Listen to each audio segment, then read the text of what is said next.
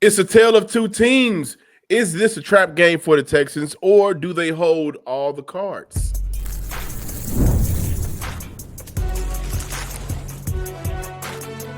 You are Locked On NFL Crossover, part of the Locked On Podcast Network. Your team every day. I'm John Hickman with the Locked On Texans podcast. That's my man Alex Clancy, Locked On Cardinals. Woo! Not the greatest of seasons for the Cards. A lot better for Houston. So that's what we're going to dive into on today's show. Give ourselves and our listeners some game predictions, key matchups, the Russian offense for Houston, the Russian defense for the Cardinals. Under Jonathan Gannon, it ain't the greatest. Why is that? Alex Clancy will let you know more. Then also we'll dive into the biggest storylines for each team, just to tell the two different teams how the Houston Texans have come out to be 8-5 on the year, 3-10 for the Cardinals. That stinks to high hell. So we're going to dive into all of that on today's show. Today's podcast is brought to you by Prize Picks on this crossover Thursday. Download the Prize Pick app today and use code LOCKEDON NFL to get $50 in lineups after you play your first $5 play. Alex, it's been a long time, so let's dive right into it. The biggest storyline for the Arizona Cardinals, no Kyler Murray. That seems to be a marriage that's on its way to a divorce, heading fast. You got Jacoby Brissett stepping in. The passing offense has looked well, but it hasn't resulted in any win. So for Texas fans wondering whether or not this could be a trap game for them, let us inside into what the heck has been going on with the Arizona Cardinals. Not great, Bob. You know, it hasn't been fantastic. The Kyler Murray experiment is over. He'll most likely be on a different team next year. He's on season-ending IR. Jacoby Brissett, bless his heart, is trying his damnedest. It just ain't working, and it's not necessarily his fault. Efficiency-wise, the offense has never looked more efficient, which is crazy to say when they're losing every game. But zero semblance of a run game has been a major issue. James Conner broke his foot early in the season. Trey Benson has been out since week 4 and now is on season-ending IR as the Cardinals didn't activate him during the 21-day window, opening him up from IR. The biggest issue here is the combination of a lack of run game, which is forcing Jacoby Brissett to throw the ball between 45 and 50 times a game, and the offensive line not being great. Paris Johnson Jr., leader in Pro Bowl voting so far for left tackles, will miss this game. I said this a month ago. The Arizona Cardinals could be looking at a 10-sack game for this defensive front for the Houston Texans on Sunday, and I say that without any sort of hyperbole. So the biggest storyline is the Cardinals have no defense against what they're playing against on Sunday.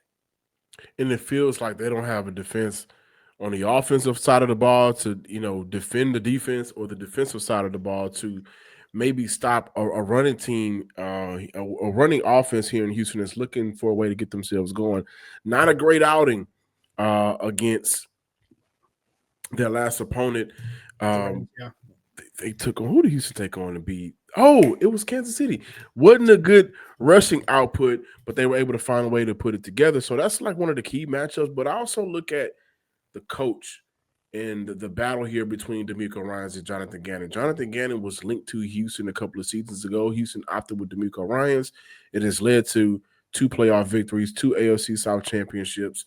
But now I look at Jonathan Gannon, the defensive coach. However, his EPA per play allowed this year, 25th in the NFL. Points per game allowed this year, 26th in the NFL. He's gotten 3 seasons to try to figure this thing out. But defensively, I don't want to say they've gotten worse, but they haven't met the expectation, at least of what their head coach was going to bring to this franchise. Yeah, so when you look at it, first of all, DeMeco Ryans was my sweet prince that year. I was hoping from afar. I knew it was never going to happen. I knew he was going home. I knew they had to right the ship with what was going on with Bill O'Brien and the aftermath of that. And Lovey, I knew that he was going back to Houston, but I was hoping upon all hope that he would be the rock for this team. Bring in Jonathan Gannon. Okay, the defense through the first 5 weeks, they were giving up 19 points a game. They were 2-3. Not fantastic. Then the run game falls off. Everybody starts getting hurt, including Max Melton, who the Cardinals opted to trade back and draft instead of taking Kamari Lassiter a couple years ago in the second round. He was one of those 3 in the string after Kool-Aid McKinstry and Cooper DeJean, I think. And Max Melton has completely fallen out of favor at this point. Will Johnson, second-round pick this year, looked at one of the steals of the draft. Walter Nolan, they've missed a large chunk of the season combined. Will Johnson's healthy now. But with all the money that the Cardinals put into the defense and 6 out of 7 draft picks in this most recent draft, yes, you would expect them to not be giving up 40 burgers every other week. So it's just another thing where it's like, well, is it because the offense can't get any sustained drives? Or is it because the defense just isn't as good as what we thought it was going to be going into the season? Maybe a combination of both. And on the side, for Cardinal fans, Houston is one of the hottest teams in the NFL, 5 games in a row, completely dominating the top offenses in the NFL. Indy, KC, Buffalo, 8 sacks against Buffalo, holding Jonathan Taylor under 100 yards. No touchdowns allowed to Patrick Mahomes, including none in the fourth quarter where he's been his best this year. The national media has been showing Houston a lot of love, but locally, your team every day. What would you guys like to know? I mean, from your perspective, about this Houston Texans team that can make this matchup a little bit more difficult, or maybe a way to win this game? Yeah. So for me, the biggest thing is how good is this defensive front? Because, here's the thing: the offense has been clunky at times. Yes. It seems like it's catching its stride. A lot of young guys. Christian Kirk's first year. Nico Collins was hurt. Dalton Schultz had that career year, it seemed, and then he's kind of come back to earth. But the defense seems to just be the entity that will allow everything else to falter, be wishy-washy up and down. And that defense is just so stout that it doesn't really matter what else happens. As long as that defense is there, they'll be able to overcome a lot. The defense is what it is, man. It's elite. It's the number one defense in the NFL by a lot of numbers, statistics, but also more importantly, we're football guys by the eye test. They're getting after the quarterback. They're shutting down running games. They're creating turnovers. They're giving their offense good field position. Also, they're hitting. This is a team that ain't scared to hit. As a matter of fact, D'Amico Ryans talked about it. If you're not going to hit, if you're not going to be physical, then you can't play for the Texans. And when I look at the Kansas City game, what really stood out the most was just how much more physical the Houston Texans were against that Kansas City team that honestly, after the second quarter, that offense looked a little deflated, especially by the time they got to the fourth quarter because of the physicality of the game. So, yes, this defense is everything national media has been talking about in the last 5 weeks. Local media, especially here in the Locked On Texans, have been talking about in the last 5 weeks, going beyond that all year. The storylines for Houston has been traditionally week in, week out this year, if the offense can give them a little bit more.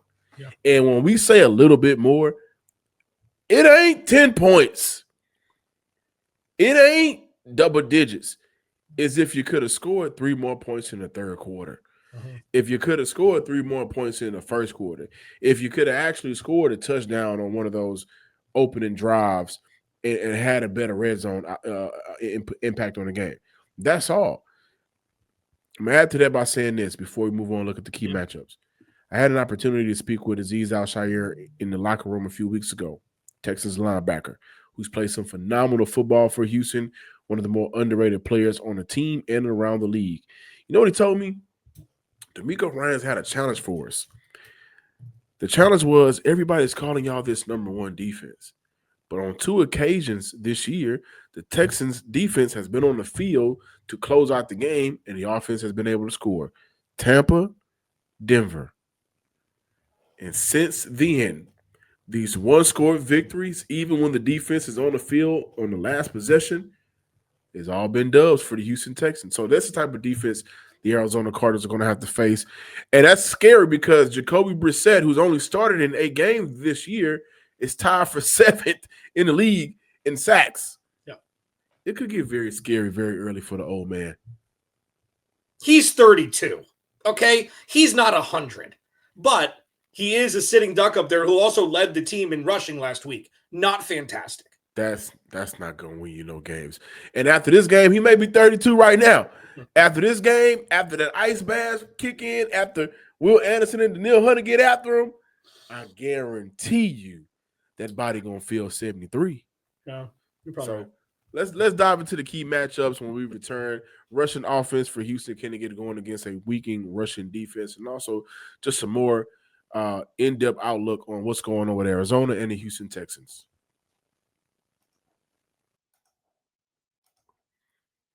This episode is brought to you by Prize Picks. The holiday season is one of the best times for sports, bowl games, big basketball matchups, playoff pushes, and it's all happening at once. And while we're making choices every day, one of the most fun places to make the right call is PrizePicks. PrizePicks is the easiest way to get in on daily fantasy. Just pick more or less on at least 2-player projections, lock in your lineup, and you're in the game. It's simple, fast, and available in 45 states, including California, Texas, Florida, and Georgia. You can choose from a huge range of unique stacks, fantasy score, field goals attempted, free throws made, turnovers, whatever fits your strategy for you to win. And the new stacks feature lets you choose the same player up to 3 times in one lineup, like more on CJ Stroud's passing yards, touchdowns, and rushing yards. Download the Prospect app today and use code Locked On NFL to get $50 in lineups after you play your first $5 lineup. That's code Locked On NFL to get $50 in lineups after you play your first $5 play. PrizePicks, where it's good to be right.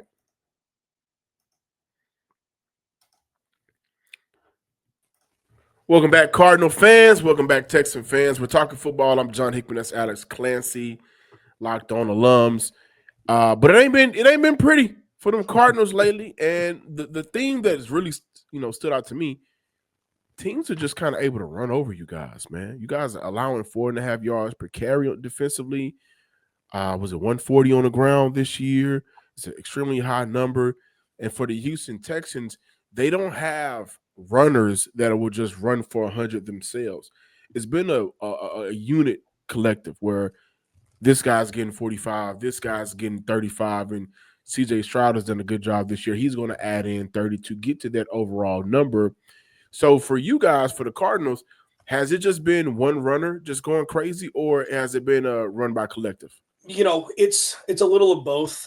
Blake Corum had a large chunk touchdown last week when the game was out of reach, which kind of skewed the numbers a little bit. But the Cardinals went from being a smash mouth, heavy hitting defense through the first month and a half of the season to being the Baltimore Ravens when the Texans put up a 40 burger against them when their defense couldn't stop anybody earlier in the year. It's been a wild paradigm shift. And the crazy part is you'll see flash plays from the stars, and then you'll see just ineptitude between the tackles. I mean, listen, Calais Campbell is 39. He's played well this year. Dalvin Tomlinson hasn't made the impact as a run stuffer that they brought him over to be. I do think a lot of the numbers, especially in the fourth quarter of games, have to do with the offense not being able to give the defense rest.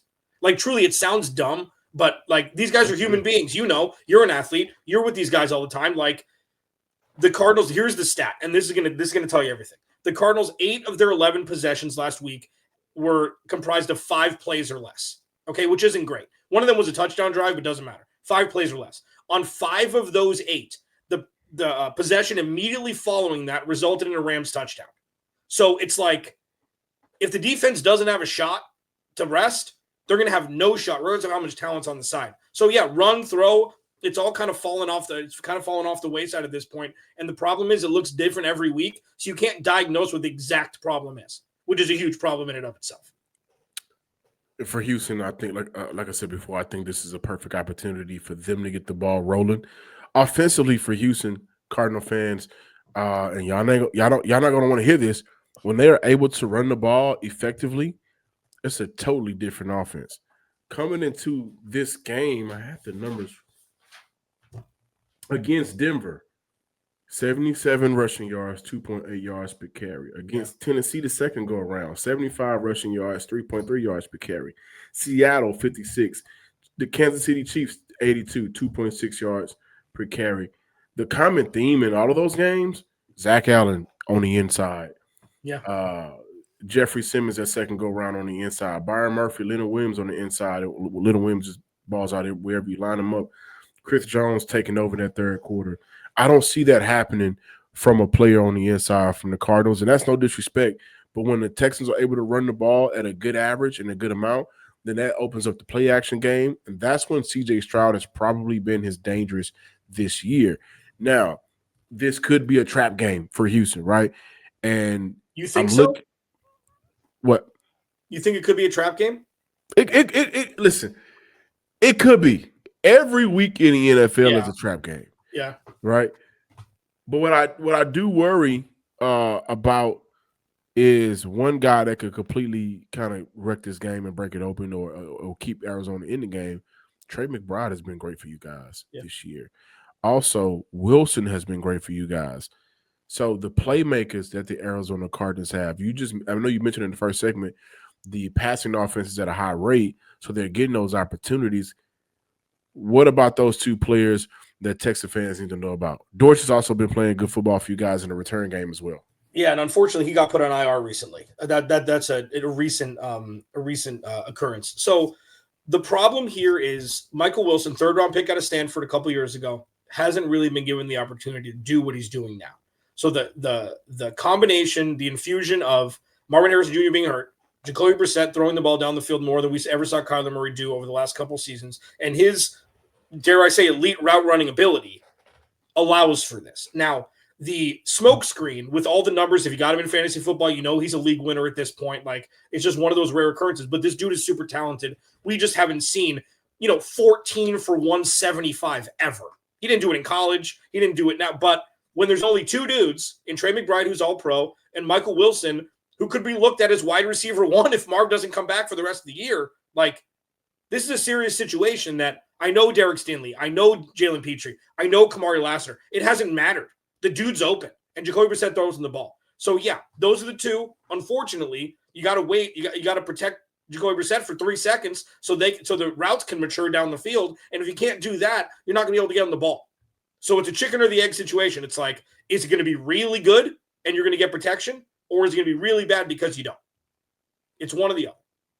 But yes, both of those dudes can eat. How has the offensive coordinator, Drew Petzing, how's he been for you guys this year? So the difficult part, and I want to ask about your offense as well right after this, like the interesting part about Drew Petzing is it's a run-first offense. It's a Kevin Stefanski tree, okay? And they lost both of their starting running backs. So if you can't run the ball, then you need to pass pro 55 times a game, including sacks and, whatever it is. The best remedy for that is having a good run game so you don't have to pass protect 55 times a game. And they can't run – like when I say they can't run the ball, John, they cannot run the ball beyond the line of scrimmage. Somebody help my man out, man. That ain't doing too good.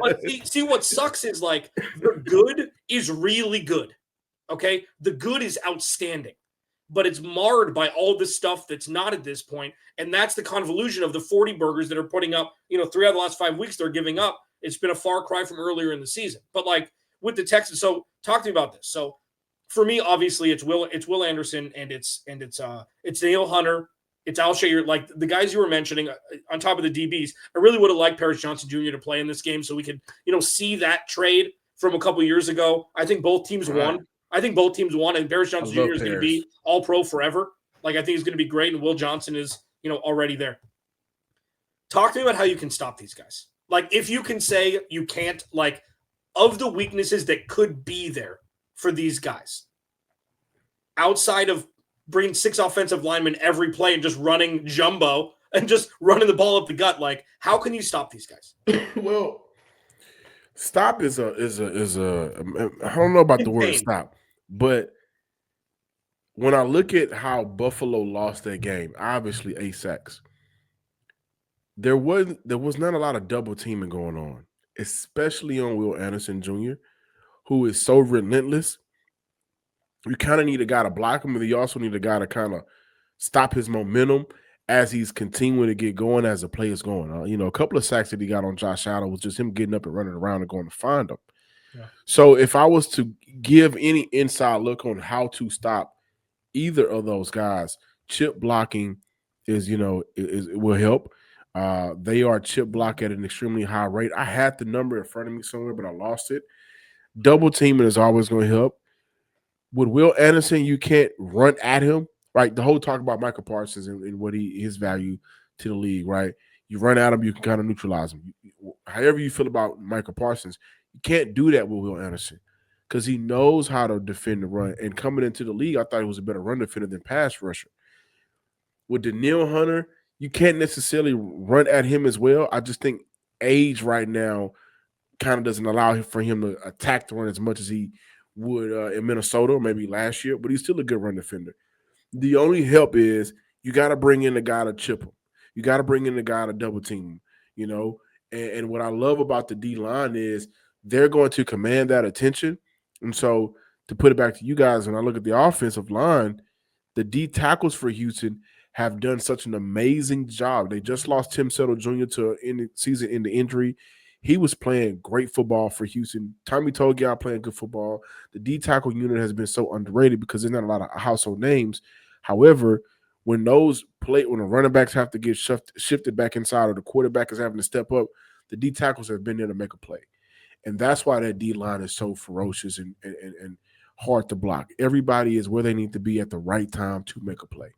Yeah, and getting super inside baseball, you're like, Demarcus Mercado is the best pass blocking running back the Cardinals have. He's been out.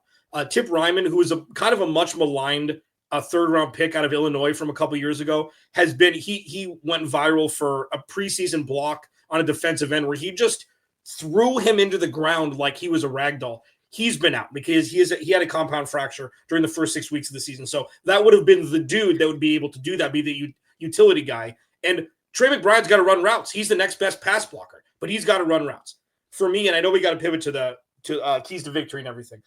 From afar, for me, if I'm Houston, I'm calling D'Amico being like, bring the DBs as much as you can. Like, because as you mentioned, you're not going to be able to block everybody. You can get free runners from the secondary on this team, especially with the offensive line being down both of their tackles and their guards being not great. But the thing for me is with Will Anderson, what I've been watching from afar, and correct me if I'm wrong, the sexy part about a good pass rusher is the bend, right? Whether it's a DE or a guy standing up, a guy that can just bend under a tackle. Other guys know the angle so well that they don't have to. And you take more of a arc approach and you're just running around a tackle, like you mentioned, on the 2 sacks against Josh Allen. Is that more what he's like, or does he do a little bit of both? In 2025, he's doing it all. I'm not lying. When he came out of the draft, I said he has to get a little bit more bendier with his hips. Year 3, he's gotten that way. He's also understanding how to attack certain tackles differently in terms of the angle. Then he also understands certain times he may just needs to bull rush to get through and punch somebody in the doggone face. That's not fair. He's doing it all this year. He is doing it all this year. He's improved in areas of his game that he needed to, and he's also just elevated certain areas in his game that he was already great at. This has been one of those seasons where we look back and we may ask who is the catalyst of the defense. Obviously, this is the number 1 defense, so you can point your finger everywhere. But Will Anderson's ability to stop the run and have different ways to get after the quarterback, sweet. It's super sweet. It's crazy. We got game predictions next. Also, hot seat for Jonathan Gannon. I wanted to get your take on that. So more Locked On Cards, more Locked On Texans on the way. Car shopping should feel exciting, like Texan fans should feel on Sunday, not confusing like Cardinal fans will probably feel on Sunday. And with Car Gurus, you get the confidence you deserve. They cut through all the noise so you can actually see the best deals on the car you want. Because when it comes to a big purchase, you deserve the best deals. And Car Gurus make the whole process simple by giving you real information, real deal ratings, and more listings than anyone else so you can shop the way you want to shop. You'll be able to filter everything, mileage, trim, features, so you're only seeing cars you actually want and actually fit what you need. The in-depth vehicle reviews help you understand what ownership actually looks like, not just how the car looks online. Car Gurus connects you with trusted dealerships for a transparent and hassle-free buying process with over 4 million listings. The most of any major online automotive marketplace, you'll always find the best deal possible. So shop the way you want with the tools, data, and unbiased deal ratings that make it easy. Buy or sell your next car today at cargurus.com. That's CarGurus, CarGurus.com, CarGurus.com. And also, Texans and Cars fans, Guys, it's 2025, almost 2026, and those days of waiting for something to become a full-blown emergency before you see your doctor, they're over. No more walking it off for 6 months. No more pretending that weird shoulder stiffness is just sleeping wrong. Boy, do I know how that feels. It's time to take your health seriously, and Zadok makes that easier than ever, because staying healthy is more than hitting the gym or eating right. It's actually about getting things checked out when something feels off. Using Zadok makes scheduling easier. Search for in-network doctors and book appointments right in the app. Lets you compare providers using real patient reviews, not just ads. So stop putting off your doctor's appointments and get the care you need. Go to Zadok.com/LockedOnNFL to find and instantly book a top-rated doctor today. That is ZocDoc.com/LockedOnNFL. Closing out today, we're looking at the game predictions. Before we do that, hot seat for Jonathan Gannon. Alex, is it hot? Is it warm? How's that seat right now? I mean, I think it's toasty at most. But let me ask you this. Let me throw it back on you. So, first season was a throwaway because Kyler Murray was out for half the year. The roster was turned over almost 50% from the last regime. So that's the green ribbon. You guys did a good job resetting things year. Last year, they led the division going to their bye week, fell off a cliff. This season, they've lost every one-score game outside of weeks 1 and 2. They've lost every single one. I think it's 8 of them at this point. 7. But James Conner, Trey Benson, Mara for a good chunk, right tackle, right guard for a long time. Garrett Williams was on IR, their best corner. Will Johnson was out. Max Melton's been out. Walter Nolan's missed all but 2 games. Dadrian Taylor-Demerson and other safeties been out. Like 40% of their impact guys at any point in the season have been hurt. So when you look at a year like this with 1 year left on his deal, with 2 easy scapegoats in the coordinators and Kyler Murray gone, do you fire him just because it's the thing to do? Or do you look and say, everybody's been hurt the entirety of the season outside of Trey McBride and Michael Wilson? Do you run it back 1 more year? And the lame duck thing, which I don't think is a bad thing, play your contract out. You don't need an extension. Just coach on the last year and see what happens. I would do that, but I understand both. Both sides are rational. What do you think? I don't think he's had a real quarterback to work with. I think once Kyler wasn't able to get it done with what's my guy, Cliff Kingsbury, I thought that was probably a perfect marriage in terms of how offense, the schematics of it. Mm-hmm. Once that didn't happen, I kind of viewed Kyler Murray a little different. Someone as an eventual bridge quarterback, and I think that's where he is right now. And also the injury. So I think it's unfair to fire Jonathan Gannon. But I've seen a lot of comments from different Cards fans wanting to move on. A lot of times fans wants to fire coaches because it'll give them something exciting to talk about. But I don't think he's the guy that needs to be fired right now. I just think the team needs to move on from Kyler Murray. Guys got to get healthy. Yeah. So we'll get to, keys in just a second. Like, this is really important delineation with dysfunctional organizations, quote unquote. Like, say with the Texans, when Caserio first came over, things weren't great. With Billy O, there were some weird things. The DeAndre Hopkins trade, it was dysfunctional and they were losing. Okay. With this, it's been dysfunctional forever with Michael Bidwell. Okay. The owner is just not great at what he does. He's a penny pincher. He's not great at what he does. Now, the only dysfunction is between the lines. Everything else is stable. They love Jonathan Gannon. This is a good culture. Calais Campbell chose there to come home instead of going to any Super Bowl contender he wanted to because he sees a change. So that was the biggest offseason acquisition. Josh Sweat came here. Could have gone anywhere else, probably for more money. You know what I mean? Like, everything is good outside of them losing games, but everything is good, kumbaya, doesn't get you contract extensions. So that's the tough balance for me. It's like, this is the most stable this organization has been, which is weird because all they do is lose right now. So that's the internal battle I've had with myself. I think they should 100% run it back with them 1 more year, and then you move off from at the end of the year if it doesn't work. I'm going to put you on the prayer list at church, Alex. I'm going to do that for you. I know it's been a rough couple of seasons for you. We got game predictions, man. A win for Houston, a loss for Arizona. I don't want to get into the semantics of it. I do see this being a moment for Houston's offense to catch a rhythm for 4 quarters. Not a drive, not a quarter, but for 4 quarters, my expectation is for them to run the ball well and be able to score points. That being said, I can see this game ending around 26-13 for Houston, and this will be their first 2-score victory since, I think, Baltimore. Jeez, really? Yikes. Yeah. I didn't A lot of realize 1-score victories in Houston. During a 5-game win streak, the only 2-score victory was Kansas City. They beat them by 10.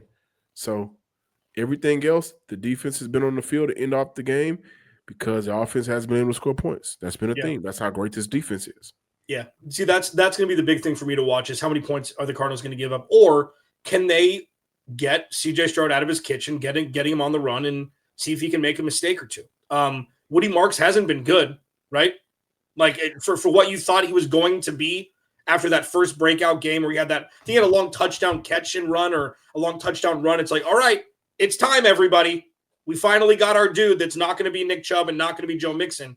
And he hasn't been super efficient, right? So if the Cardinals can't stop that, it's been Kyron, it's been Blake Corum, it's been the guys in Seattle, it's been McCaffrey. So Travis Etienne ate him alive, but Woody Marks is still a rookie and first year in the league. Like, if the Cardinals give up 150 burger on the ground for whoever it is, that is going to be a huge indictment on how far this defensive run. And that's not a knock on any of the guys, but you even said yourself, the efficiency hasn't been there.